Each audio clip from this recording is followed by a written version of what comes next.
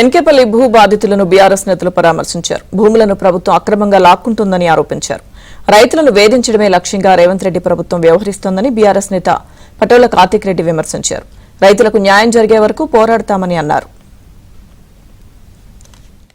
కాంగ్రెస్ ప్రభుత్వం అధికారంలోకి వచ్చినప్పటి నుంచి ఈ యొక్క సంవత్సరంన్నర పాలనలో పేదలను ఎట్లా వేధించాలి అని ఒక సింగిల్ పాయింట్ ఎజెండా తీసుకొని ప్రభుత్వం నడిపిస్తున్నట్టు మనకు అర్థమవుతుంది.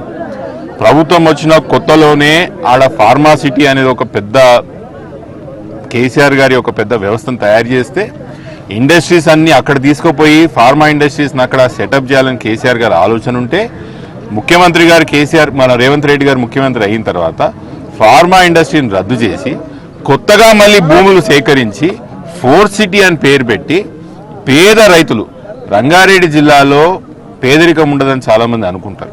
మా జిల్లాలో కూడా పేదరికం చాలా ఉంటుంది. దాంట్లో దళితులు చాలా పెద్ద సంఖ్యలో భూములు ఉన్న వాళ్ళు మా దగ్గర ఉంటారు. దళితులు భూములు ఉన్న వాళ్ళందరికీ కూడా అసైన్మెంట్ పట్టా ఉంటుంది. అక్కడ ఫోర్త్ సిటీలో ఎక్కడైతే ఆ గ్రీన్ ఫీల్డ్ లోడ్ ఎక్కడైతే కట్టాలని ముఖ్యమంత్రి గారు రేవంత్ రెడ్డి ఆలోచన చేసినరో అక్కడ కూడా పెద్ద ఎత్తున దళితుల యొక్క పేదల యొక్క భూములు లాక్కొని ఆడ ల్యాండ్ యాక్విజిషన్ చేయడం జరుగుతున్నది.